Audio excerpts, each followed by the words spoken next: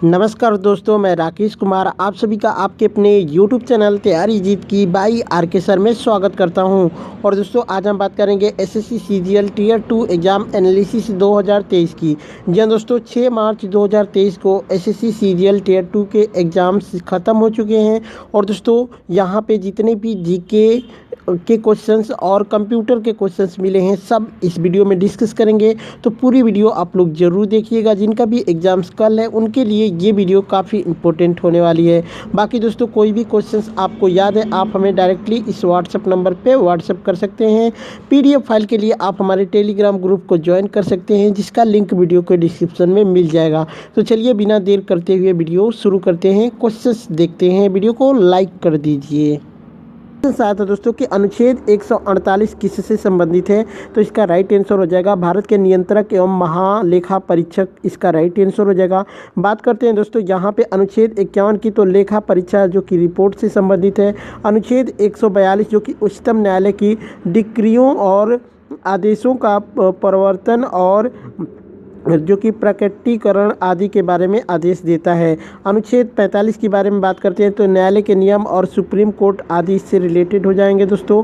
वही बात करते हैं दोस्तों अनुच्छेद 144 जो कि सिविल और न्यायिक प्राधिकारियों द्वारा उच्चतम न्यायालय की सहायता में कार्य किया जाना, ठीक है। अनुच्छेद 143 की बात करते हैं तो उच्चतम न्यायालय से परामर्श करने की राष्ट्रपति की शक्ति होती है। अनुच्छेद 146 उच्चतम न्यायालय के अधिकारी और सेवक तथा व्यय के बारे में होता है।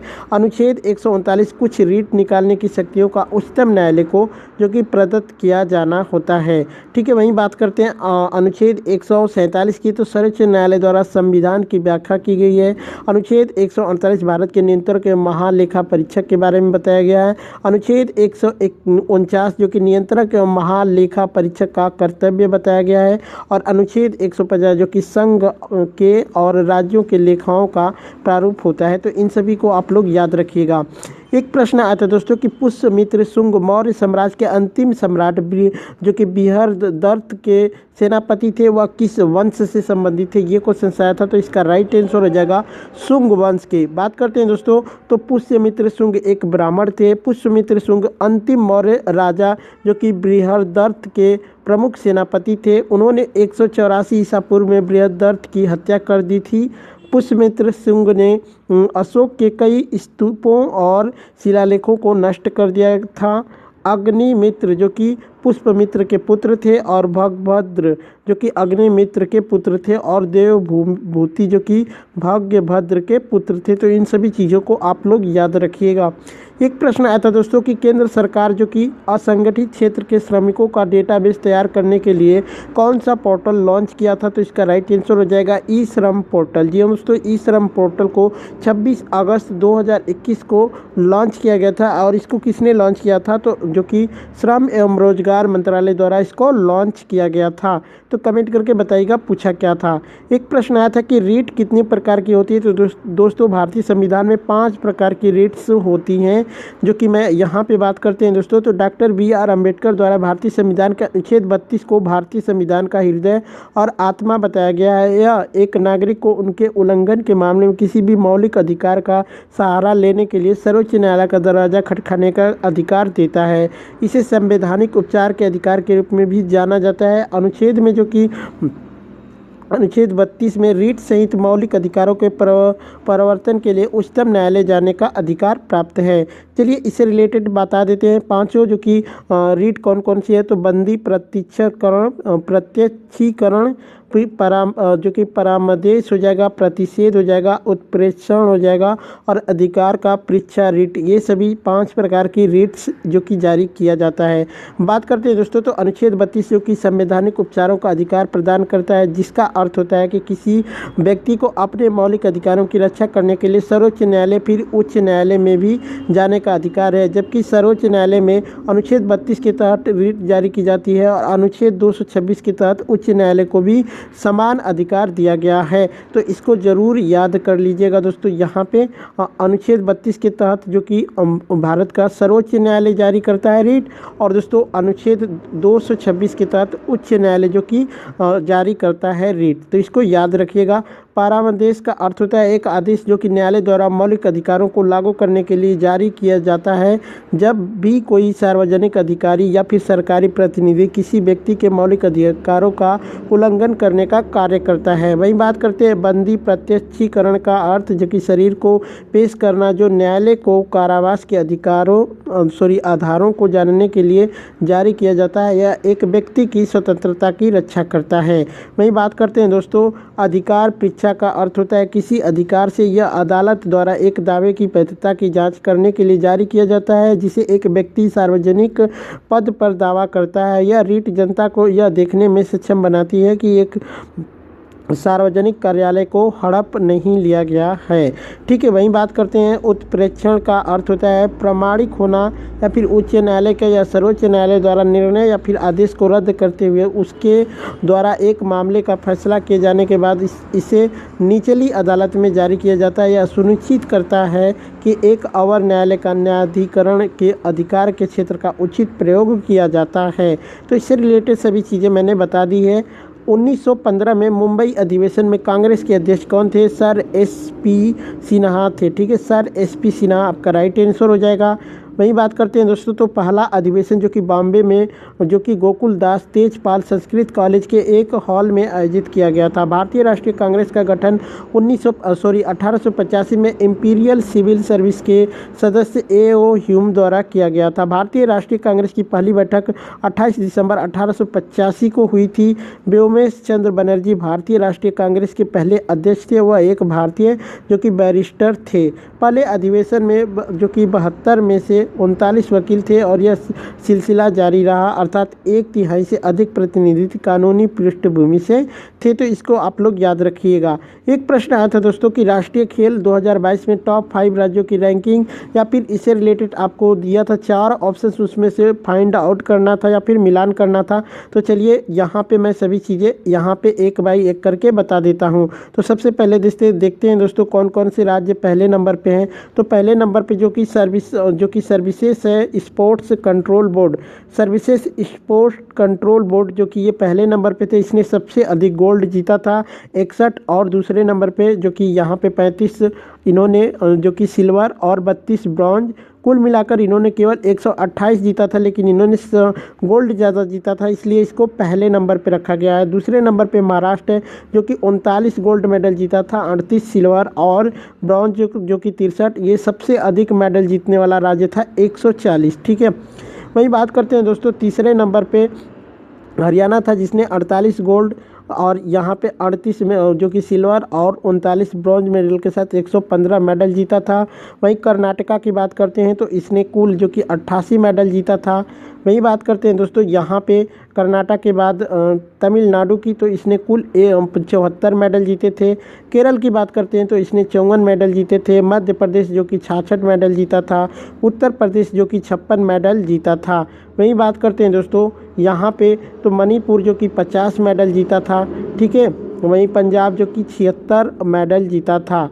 वहीं बात करते हैं दिल्ली, इसने 71 मेडल जीता था। वहीं बात करते हैं गुजरात जो कि 49 मेडल जीता था। दोस्तों आप कहेंगे कि 56 के बाद 50 के बाद 76 है, लेकिन ये पीछे क्यों है दोस्तों? क्योंकि इन लोगों ने मेडल जो कि गोल्ड मेडल ज़्यादा जीता था, इस वजह से। ठीक है, वहीं बात करते हैं दोस्तों तो वेस्ट बंगाल गुजरात की बात करते हैं तो इसने 49 जीता था कुल मेडल। वेस्ट बंगाल की बात करते हैं तो 43, असम की बात करते हैं तो 28, वहीं तेलंगाना की बात करते हैं तो 23। वहीं बात करते हैं दोस्तों अरुणाचल प्रदेश। ठीक है, अरुणाचल प्रदेश की बात करते हैं तो 7 जीता था। ओडिशा जो कि यहाँ पे 26 जीता था। वहीं बात करते हैं दोस्तों झारखंड की तो 13, और राजस्थान की बात करते हैं तो 27 जीता था। वहीं बात करते हैं सबसे लास्ट में जो कि चंडीगढ़ है दोस्तों, इसने 11 जीता था। तो इससे रिलेटेड मैंने हर चीज़ बता दी है। एक प्रश्न आया था दोस्तों कि COP 28 कब हुआ तो कब तो हुआ नहीं है दोस्तों, ये कब होगा, ये क्वेश्चन रहा होगा। तो इसका आयोजन 30 नवंबर से 12 दिसंबर 2023 तक दुबई में इसका आयोजन किया गया था। तो आप कमेंट करके ज़रूर बताइएगा कि इसका पूछा था कि आयोजन कब होगा या फिर कहाँ पर होगा, ये कमेंट करके बताइएगा। ठीक है, वहीं बात करते हैं दोस्तों तो UNFCCC, ठीक है, UNFCCC CCC कोप जिसको बोलते हैं, जिसको कोस्ट जो कि शॉर्ट में COP यानी कोप के रूप में इसको जाना जाता है। इस सम्मेलन को कॉन्फ्रेंस ऑफ पार्टी यानी COP या फिर कोप नाम दिया गया था। पहला कोप यानी कोप 1 का आयोजन जो कि 28 मार्च से 7 अप्रैल 1995 तक जर्मनी के बर्लिन में किया गया था। तो इसका पहला पूछा गया होगा तो ये कमेंट करके बताइएगा। वैसे 28 पूछा था तो ये दुबई में इसका आयोजन होगा। अगर देश का नाम पूछा गया होगा तो संयुक्त राज्य अमीरात यानी कि UAE आपका राइट आंसर होगा। एक प्रश्न आया था दोस्तों, हिंदू कैलेंडर के अनुसार सभी ऋतुओं, कौन सी ऋतु या फिर कोई ऋतु का नाम दिया था, ये हिंदू कैलेंडर के अनुसार किस माह में पड़ता है, ये पूछा गया होगा। तो चलिए मैं यहाँ पे सभी बता देता हूँ। जैसे कि बसंत ऋतु जो कि चैत्र माह में आता है और बैसाख में, ठीक है, बसंत ऋतु चैत्र बैसाख माह में आता है यानी मार्च और अप्रैल में। ग्रीष्म ऋतु जो कि ज्येष्ठ और आषाढ़ में आता है अर्थात मई और जून में आता है। वर्षा ऋतु की बात करते हैं तो श्रावण और भाद्रपद में आता है अर्थात जुलाई से सितंबर तक आता है। ओके, शरद ऋतु की बात करते हैं जो कि अश्विन और कार्तिक माह में आता है अर्थात अक्टूबर से नवंबर। हेमंत ऋतु की बात करते हैं तो मार्ग शीर्ष और पौष में आता है अर्थात दिसंबर से 15 जनवरी तक। और शिशिर ऋतु जो कि माघ और फाल्गुन माह में आता है। तो ये इससे रिलेटेड क्या पूछा था कमेंट करके बताइएगा एक बार, ठीक है। एक प्रश्न आया था दोस्तों कि शैवाल में प्रजनन की खोज किसने की थी, तो F.E. फ्रिट्ज जो कि फ्रिट्ज ने इसकी फ्रिट्ज जो कि इन्होंने इसकी खोज की थी, ठीक है। बात करते हैं दोस्तों तो शैवाल के अध्ययन को फाइकोलॉजी के रूप में जाना जाता है, इसे जो कि एल्गोलॉजी के नाम से भी जाना जाता है। शैवाल बड़े पैमाने पर जलीय, ताजे और समुद्री जल दोनों जीव हैं जो प्राकृतिक में जो कि क्लोरोफिल असर सरल का जो कि थैलोइड और ऑटोट्रॉफिक हैं, ठीक है। वे नम पत्थरों, मिट्टी और लकड़ी जैसे विभिन्न आवासों में भी पाए जाते हैं। उनके पास अच्छी तरह से परिभाषित शरीर की कमी और जड़ों, तने या फिर पत्तियां जैसी संरचनाएं की कमी है, ठीक है। शैवाल कायिक जो कि विखंडन द्वारा अलैंगिक जो स्पोर्स का निर्माण और लैंगिक जनन द्वारा प्रजनन करते हैं। वही बात करते हैं दोस्तों तो यहाँ पे शैवालों को मुख्यतः 3 वर्गों में बांटा गया है, जिसको क्लोरोफाइसी यानी हरी शैवाल, जो कि फियोफाइसी जिसको भूरा शैवाल, और रोडोफाइसी जिसको लाल शैवाल कहते हैं।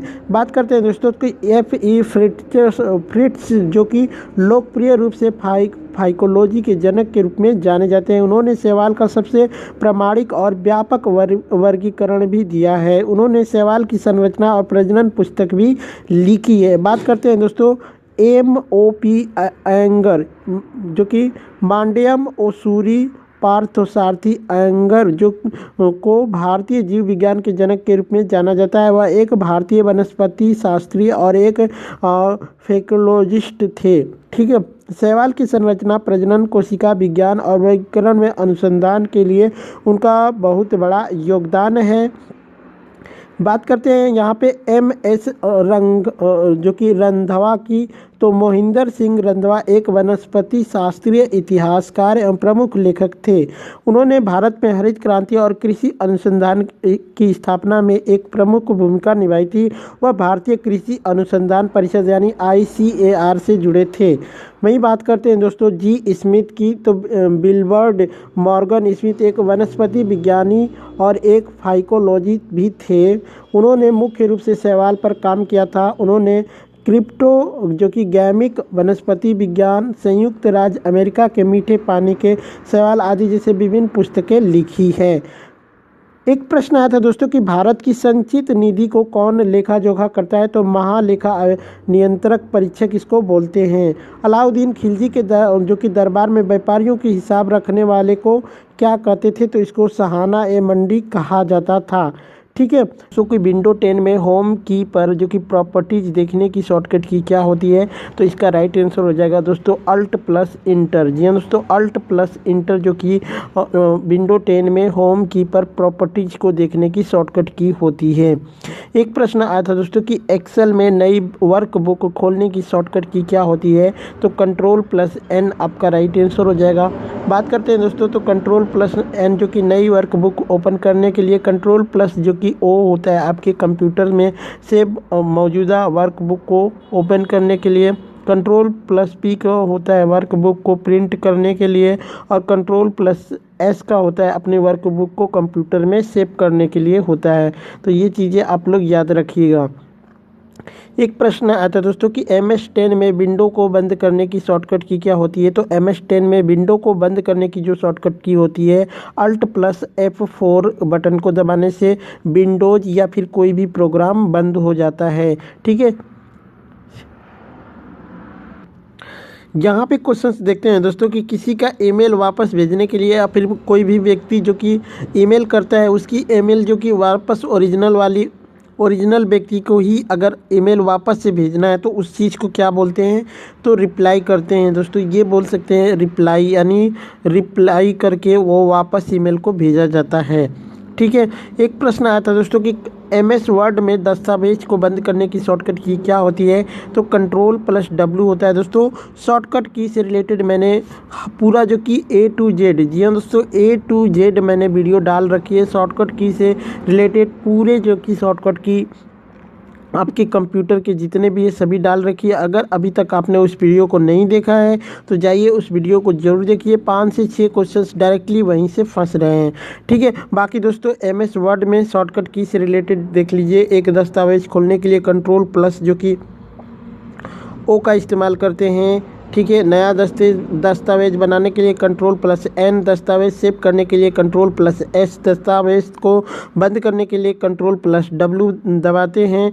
ठीक है, चयनित सामग्री को जो कि क्लिपबोर्ड से कट करने के लिए कंट्रोल प्लस X, चयनित सामग्री को क्लिपबोर्ड से कॉपी करने के लिए कंट्रोल प्लस C, चयनित सामग्री को क्लिपबोर्ड पर पेस्ट करने के लिए कंट्रोल प्लस V, सभी दस्तावेज सामग्री को सिलेक्ट करने के लिए कंट्रोल प्लस A। सभी चीज़ें दोस्तों मैंने ऑलरेडी बता दी है। बाकी दोस्तों ये सभी चीज़ें आप देख लेना। बाकी इसका जो कि PDF फाइल में हम इस सारी चीज़ें दे देंगे तो वहाँ से आप देख लीजिएगा। ठीक है, एक क्वेश्चन आया था दोस्तों यहाँ पे कि वायरस का फुल फॉर्म क्या होगा। तो वायरस का फुल फॉर्म होता है vital information resources under seize. ठीक है, तो ये वायरस का फुल फॉर्म हो जाएगा। बात करते हैं दोस्तों, तो वायरस का पूर्ण रूप जो कि vital information resources under seize होता है। कंप्यूटर वायरस का कंप्यूटर वायरस एक कंप्यूटर प्रोग्राम या फिर कोड का एक टुकड़ा है जो आपकी जानकारी के बिना आपके कंप्यूटर पर लोड होता है और आपकी सहमति के विरुद्ध चलता है। वायरस में स्वयं को दोहराने और स्वयं को एक कंप्यूटर से दूसरे कंप्यूटर में फैलाने का गुण होता है। वही बात करते हैं दोस्तों, जबकि इसकी प्रकृति सफल हो जाती तो ये डेटा फाइलों, हाई ड्राइव के बूट सेक्टर आदि को प्रभावित कर सकता है। वायरस आमतौर पर उपयोगकर्ता के स्क्रीन पर राजनीतिक और विनोदी संदेशों को प्रदर्शित करने के लिए निजी जानकारी भ्रष्ट डेटा तक पहुंचाने का इरादा रखते हैं। वही बात करते हैं दोस्तों, तो कंप्यूटर वायरस के कुछ उदाहरण जो कि वर्म्स, मलवेयर, ट्रोजन, रैम और जो कि रैंस, ठीक है, रैंस मवेयर आदि होते हैं। ये क्या है दोस्तों, तो ये सभी वायरस हैं। वायरस से मुकाबला करने के लिए प्रोग्राम्स में एंटीवायरस प्रोग्राम बनाए जाते हैं। एंटीवायरस के कुछ उदाहरण जो कि कुक हिल, नॉर्टन, विंडोज डिफेंडर, अवास्ट आदि की क्या है दोस्तों कि एंटीवायरस के ये सॉफ्टवेयर हैं जो कि आपके कंप्यूटर में सॉफ्टवेयर जो कि किसी भी वायरस को आने से रोकते हैं। बफर मेमोरी क्या होती है, तो बफर एक मेमोरी स्पेस है जो इनपुट डेटा को स्टोर करता है और इसे इस गति के अनुसार सिस्टम में पास करता है। इस तरह से इनपुट डिवाइस को तब तक लोड करने की आवश्यकता नहीं है जब तक यह संभावित नहीं हो जाता। बस डेटा को बफर में स्टोर किया जाएगा और सिस्टम द्वारा उपयोग किया जाएगा। एक प्रश्न आया था दोस्तों कि फिल्टर नेटवर्किंग डिवाइसेस से रिलेटेड शायद पूछा था कि इसमें से कौन नहीं है या फिर इसमें से कौन है, ऐसे करके पूछा गया होगा फिल्टर नेटवर्किंग डिवाइसेस। तो चलिए इसके जो भी फिल्टर नेटवर्किंग डिवाइसेस होती हैं सब बता देते हैं। जैसे कि नॉर्मल डाटा कैरिंग जिसको IP पैकेट बोला जाता है, दूसरी है मैसेज कंट्रोल पैकेट जिसको ICMP बोला जाता है, एड्रेस जो कि रिसोल्यूशन, ठीक है, एड्रेस रिसोल्यूशन पैकेट जिसको ARP बोला जाता है, जो कि एक होता है रिजर्व एड्रेस रिसोल्यूशन प्रोटोकॉल, इसको RARP बोला जाता है। बूट अप प्रोटोकॉल, इसको BOOTP बोला जाता है। डायनेमिक होस्ट जो कि कॉन्फ़िगरेशन प्रोटोकॉल, इसको DHCP बोला जाता है। तो ये सभी क्या है दोस्तों, ये सभी डिवाइसेस क्या हैं, फिल्टर नेटवर्किंग डिवाइसेस हैं। तो इन्हीं में से कोई एक आपसे आया होगा या फिर इन्हीं में से 4 आपके ऑप्शंस में दे के एक दूसरा दिया होगा जो आपसे पूछा गया होगा। इसको कंफर्म करके आप लोग बताइएगा।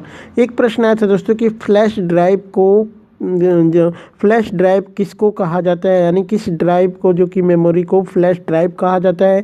तो इसका राइट आंसर हो जाएगा पेन ड्राइव को ही फ्लैश ड्राइव कहा जाता है। CPU से संबंधित एक प्रश्न आया था, एग्जैक्ट क्या आया था, कमेंट करके बताइएगा। चलिए इसके बारे में बता देते हैं। तो CPU का फुल फॉर्म होता है सेंट्रल प्रोसेसिंग यूनिट होता है। हिंदी में CPU का फुल फॉर्म जो कि केंद्रीय संचालन इकाई या फिर केंद्रीय प्रचालन तंत्र होता है। बात करते हैं दोस्तों CPU, तो CPU कंप्यूटर का सबसे महत्वपूर्ण उपकरण है। CPU किसी भी कंप्यूटर का हार्ट और ब्रेन होता है। CPU को जो कि माइक्रो प्रोसेसर के नाम से भी जाना जाता है। कंप्यूटर इनपुट डाटा की प्रोसेसिंग CPU करता है। यह ALU, CU और मेमोरी से मिलकर बना हुआ है। CPU एक इलेक्ट्रॉनिक चिप है, चिप की तरह होता है। इसमें कंप्यूटर के सभी सॉफ्टवेयर इंस्टॉल होते हैं। बिना CPU के आपका कंप्यूटर किसी भी तरह की एक्टिविटी का रिस्पॉन्स नहीं देगा।